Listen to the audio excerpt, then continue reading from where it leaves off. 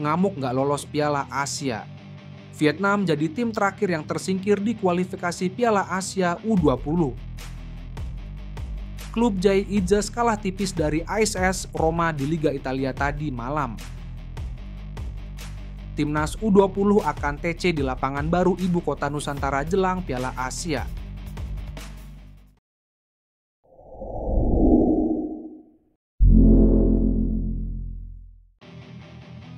Tersingkir tragis, Vietnam jadi tim terakhir yang tersingkir di kualifikasi Piala Asia U20.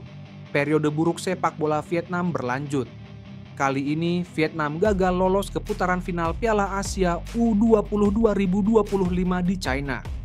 The Golden Star menempati peringkat 2 grup A kualifikasi Piala Asia U20 2025. Namun, tersingkir dari persaingan runner-up terbaik. Vietnam kalah 0-1 dari Suriah di laga terakhir kualifikasi Minggu 29 September 2024. Gol bunuh diri Nguyen Ngo Chien membuat peluang tim asuhan Su Hien Vinh lolos ke putaran final tertutup. Sebenarnya Vietnam berhasil mengumpulkan 9 poin di peringkat 2 grup A. Suriah meraih poin sempurna melalui 4 kemenangan dan menjadi juara grup. Vietnam kemudian harus memastikan nasibnya lewat beberapa laga yang akan digelar setelahnya. The Golden Star Warriors sempat masih punya peluang lolos lewat jalur runner-up terbaik dengan cuma 5 tim yang lolos dari jalur itu. Awalnya, Vietnam harus bersaing dengan Yaman yang mengumpulkan 7 poin, Kirgistan 7 dan Thailand 6. Vietnam 6 poin hanya unggul atas Qatar 6 dengan keunggulan produktivitas gol. Raihan poin Vietnam tak menghitung laga melawan Bhutan sebagai tim peringkat 5. Mengingat tidak semua grup dihuni 5 tim, Yaman, Kirgistan, dan Thailand, kemudian mengamankan kelolosannya sebagai runner-up terbaik. Tinggal Vietnam dan Qatar yang akhirnya berebut tiket tersisa. Vietnam kemudian menggantungkan nasibnya lewat laga Jordan melawan Qatar, dan Australia melawan Arab Saudi. Yordania akan membantu Vietnam lolos andai bisa mengalahkan Qatar. Atau Vietnam harus berharap Qatar mengalahkan Yordania dengan selisih 5 gol tanpa balas, agar membuat Yordania gagal masuk 5 besar runner-up terbaik. Namun, Yordania kalah 2-3 dari Qatar. Hasil itu membuat Qatar lolos dengan status juara grup J, sementara Yordania jadi masuk klasemen runner-up terbaik, dengan catatan gol lebih baik ketimbang Vietnam, plus 8 berbanding plus 5. Kemudian dari laga Australia versus Arab Saudi, pertandingan berakhir imbang 0-0. Arab mempertahankan juara grup D dan lolos, sementara Australia menjadi salah satu runner-up terbaik, menggeser Vietnam. Walhasil, Vietnam gagal lolos ke putaran final Piala Asia U20 2025.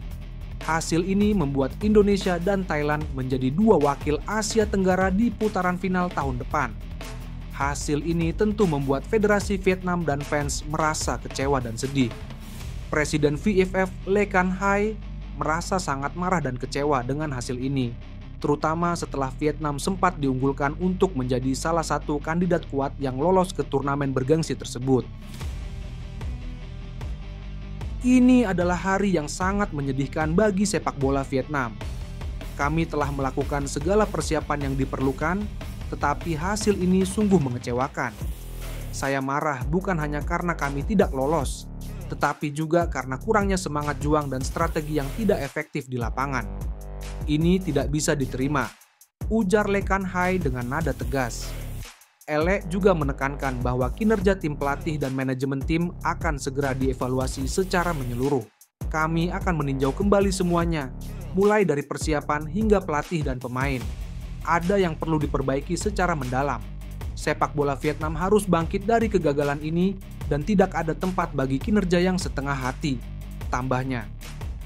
Venezia menelan kekalahan 1-2 dari tuan rumah AC Milan Roma dalam laga Liga Italia di Stadion Olimpico, Minggu 29 September. Jai Izas terkena kartu kuning di laga ini. Jai Izas dipercaya pelatih Eusebio Di Francesco bermain sebagai pemain inti. Ia jadi satu dari 3 bek dalam formasi 3-4-2-1 di laga tersebut. Jay Idzes bahu-membahu menggalang pertahanan bersama Antonio Candela dan Michael Svoboda. Di babak pertama, gawang Venezia tidak bisa ditembus oleh serangan-serangan ASY Ceman Roma. Jay Idzes sendiri sempat mendapat kartu kuning pada menit ke-39.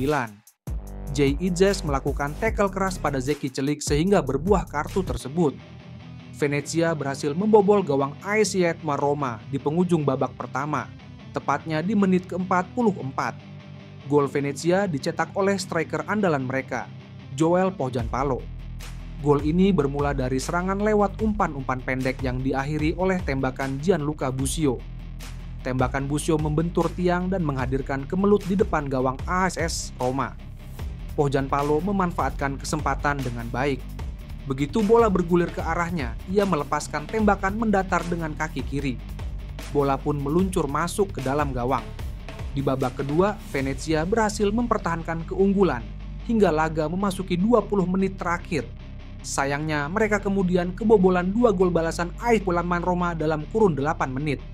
Gol pertama AS Milan Roma dicetak oleh Bryan Cristante di menit ke-75. Cristante melepaskan tembakan jarak jauh dari luar kotak penalti untuk membobol gawang Venezia. Pemain pengganti Nicolo Pisili lalu mencetak gol kedua AS Roma di menit ke-83. Pisili berhasil menyundul bola hasil sepak pojok yang dilepaskan oleh Leandro Paredes. Pelatih Timnas Indonesia U20 Indra Sejafri mengatakan timnya akan berlatih di Ibu Kota Nusantara untuk persiapan Piala Asia U20 2025 di Cina pada 6-23 Februari tahun depan. Dalam jumpa pers pasca laga terakhir, Grup F kualifikasi Piala Asia U20 2025 melawan Yaman U20 dengan skor 1-1 di Stadion Madia Gelora Bung Karno, Jakarta Minggu malam. Indra mengatakan timnya akan mulai berlatih di IKN bulan depan selama 1 pekan. Besok tanggal 7 sampai 10 atau 11 kita akan coba lapangan di IKN. 1 minggu di situ melakukan latihan bertepatan dengan peresmian IKN pada 11 Oktober, kata Indra. Sekjen PSSI Yunus Nusi mengatakan, pusat pelatihan PSSI di IKN tahap pertama sudah mencapai 90%. Sudah 90% untuk TC sudah memenuhi syarat.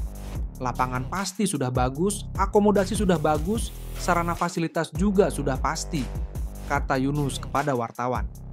Ketua Umum Persatuan Sepak Bola Seluruh Indonesia, PSSI, Erick Thohir sudah mengatakan hal ini pekan lalu. Ia mengatakan timnas U20 akan berlatih di IKN selama 1 pekan dengan menggunakan semua fasilitas PSSI untuk kemudian merasakan kelebihan dan kekurangannya setelah bangunan pusat pelatihan PSSI. Tahap pertama diresmikan pada 11 Oktober oleh Presiden Joko Widodo dan Presiden Federasi Sepak Bola Internasional FIFA Gianni Infantino